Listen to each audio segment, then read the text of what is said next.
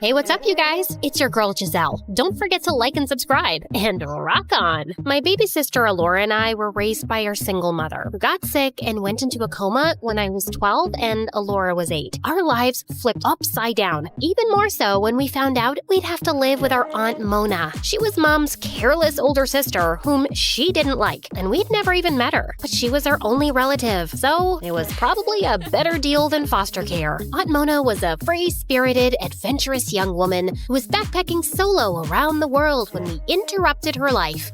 In a blink of an eye, she went from one of the youngest people to have ever climbed Mount Everest to a single mom of 2 girls she didn't give birth to. And she didn't have a clue about how to take care of children. Like knowing that kids run away when you aren't paying attention? Yeah, she once lost Alora at the mall and found her hours later, and they were both traumatized by that incident. But sometimes, it also made her the coolest guardian any kid could ask for. She didn't force us to eat broccoli. She allowed candy before dinner, and we stayed up as late as we wanted, binge-watching MSA on school nights. My sister Alora would sometimes use that to her advantage, despite being an overall easygoing kid. And as the younger one, she required more care from Mona, who would try to force that responsibility on me. I don't know what to do, Giselle. Help me out here. I've never had to deal with children before you guys came along. No, Mona. She obviously cannot adopt this wild snake as a pet. I don't want her to resent me for refusing her that. Can you please tell her yourself? In these situations, I always ended up being the party pooper, while those two got closer. Mona remained an irresponsible adult, spoiling my sister, and Alora definitely preferred her cool aunt over her protective older sister. On top of everything else, Alora was an A-grade student, so Mona was always proud of her. Maybe you should be more like Alora, because if you keep up with those grades, you won't be able to get into college, Giselle. Who said I want to go to college? I want to be a guitarist in a metal band. Well, you have to graduate from college first, then do whatever you want. Your mom wouldn't want it any other way. Also, this is just a phase. It's not a phase, Mona. It's who I am. And don't bring my mom into this. She always supported my talents, and she was chill. I'm sure she would support my music too. I grew up with her, so I know her better than you. Do you though? The last time I checked, Mom never liked you because you always put yourself first. Also, did you ever go to college? Why are you suddenly acting like some responsible adult? Don't talk back to me like that. I'm the one who takes care of you, so you need to obey me. I obey no one. Sorry you're stuck with us, but I'm old enough to know what's best for me, and I definitely don't need you to take care of me. Our endless ego duel started with that fight and lasted for a long time. If Mona didn't understand how important music was to me, I couldn't be bothered to convince her. I was a misfit in school because I dressed like a goth and was into metal music, but I'd formed a band with some kids I'd met in the park, and being with them was the only time I felt I belonged somewhere. School was a waste of time for me, so when Mona dropped us off every morning, I waited for her to go, and then went to practice in an abandoned warehouse with my friends. Life was good, and we were even working on our first album. My bandmates and I decided to play at a very famous local metal festival the coming weekend.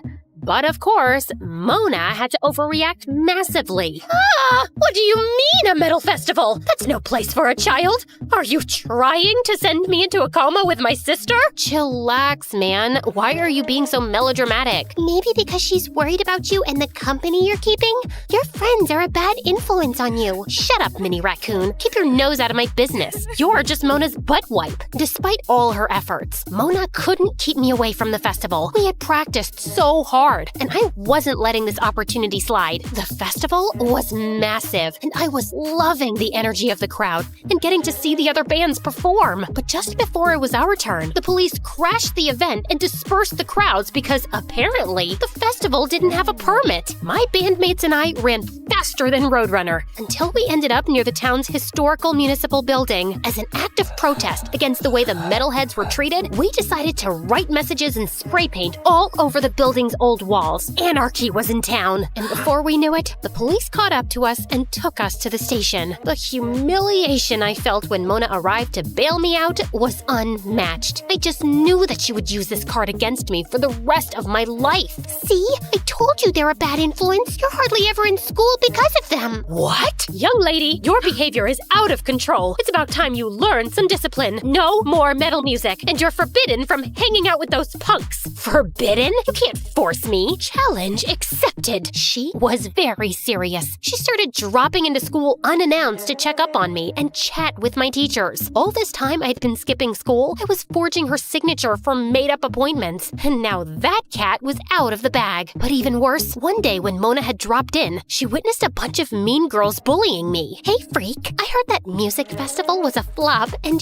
you ended up in jail. I'm sure you deserve that. Your music is as bad as your taste in clothes. Yeah, you're practically a crime against fashion. Weirdo. This wasn't new for me. But when it happened in front of Mona, I felt like my ego was crushed. I just knew she'd give me some insensitive lecture that I didn't want to hear right now. Don't listen to them. Only people who are insecure about themselves feel the need to put others down. You're unique and special. You know what you like and you know how to express yourself. Don't allow their words to hurt you. I was really surprised, but just acted indifferent. I don't care about them or anyone. But I was really glad that she didn't tell me to change my appearance or even gave me some lecture about not standing up for myself that would just make me feel bad. Since that day, something shifted in our dynamics. I started appreciating her as someone who had always done things her own way and wasn't afraid to be herself. I started wondering why Mom disliked her so much. She wasn't all that bad. So one day, when Mona was at her yoga class, I decided to look through her photo albums to see when exactly they stopped talking. As I was digging through some boxes, I found Mona's old diaries. I knew it was wrong, but I couldn't help reading them, and I felt like I was getting to know a very relatable and real person with whom I had a lot in common. But then I came upon the entry that made everything clear. Grandpa was a single parent, and he was sick for years when Mona and Mom were teenagers, and their financial situation wasn't the best. So instead of staying with Mom to help her, Mona stole a bunch of Grandma's jewelry and Grandpa's cash, then ran away from home at 18 to go backpacking around the world. Mona's confessions in her diary were her true thoughts, so it wasn't just Mom's opinion of her. She was an irresponsible, selfish older sister who had left Mom to struggle. Mom never had the opportunity to do things she liked because she had responsibilities bigger than her ever since she was 15. Mona had stolen Mom's youth. I was so distracted and angry in the following days that I couldn't even focus on band practice, which wasn't good for us because our album was launching soon. We also had a tour planned, and I needed Mona's permission to skip school for 2 weeks and travel around the country. I was already hating that idea, and the conversation didn't go well. I just want to know where you get your audacity from, Giselle. You get to be your own person, but not before you finish high school. I thought I made that clear. Also, I still don't like your irresponsible bandmates, and I can't let you travel around with them. This is a once-in-a-lifetime opportunity, which is important for my future career. And you know what? I can't even take you seriously when I know how irresponsible and selfish you are. Excuse me?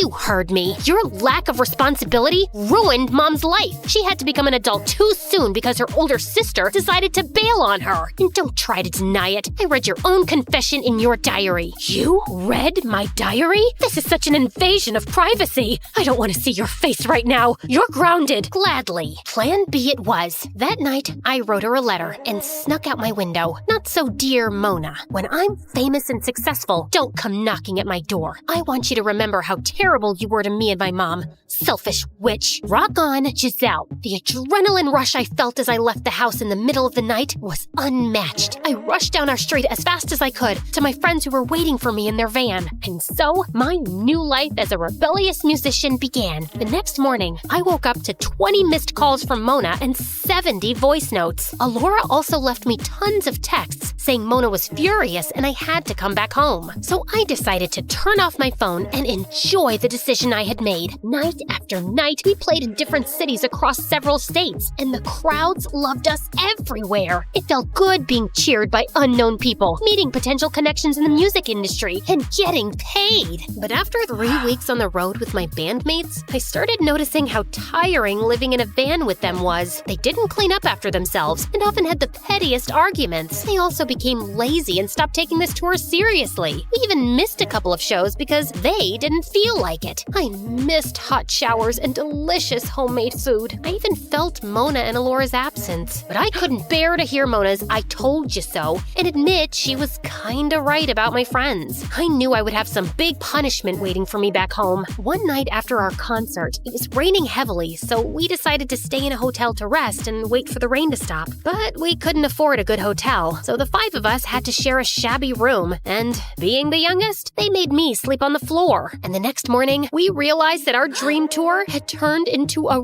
real nightmare. Is that our van floating down the street? It had rained so much that there was flash flooding in town. Unless we managed to get a boat or build an ark, we couldn't get out. The electricity and internet connection was down too, so we were basically stuck with no contact with the outside world. The next 2 nights, things got worse as we waited for some help to come. Everyone was scared and hungry. And to top that, my bandmates managed to push all my buttons when they suggested we swim for it. They were morons. I spent all my time regretting the way I'd left. I realized that I'd left Alora with our selfish aunt to pursue my dreams, kind of what Mona had done to Mom. Now, in this grave danger, I wondered if I'd ever get to see my sister again. But the next morning, we woke up to the loud sound of helicopters. We rushed to the rooftop to see the rescue teams had finally reached our area. And just then, I heard a familiar, high-pitched, distinct voice screaming from a megaphone. That's her over there! That's my niece! I couldn't believe my eyes. Mona was here to save me. At that moment, I forgot everything else. And when we were rescued, I hugged her as tight as I could. How did you even find me? I'd find you even if you were on Mars, Giselle. You're my little girl, and I would never let anything harm you. I was able to track you from your phone's location, and I know people working in some rescue agencies, so I pulled a few strings. I'm so sorry for how I left things. You were right about my bandmates, and I regret everything I wrote in that letter. There's nothing to forgive. You know, I came to your room that night to tell you everything, but you'd already run away. I guess you didn't read my diary entries long enough to know how much I regretted my selfish actions later. I spent years reaching out to your mom and trying to make it up to her, but she refused to forgive me, and now she never will. But I promised that I'd do my best to take care of you girls. I'm sure she'd forgive you if she saw the person you are now, Aunt Mona. Alora was waiting for us at home, and she was so happy to see me safe and sound. I had betrayed my sister, and she still received me with open arms. Don't scare me like that again, and don't leave me. Never, I promise.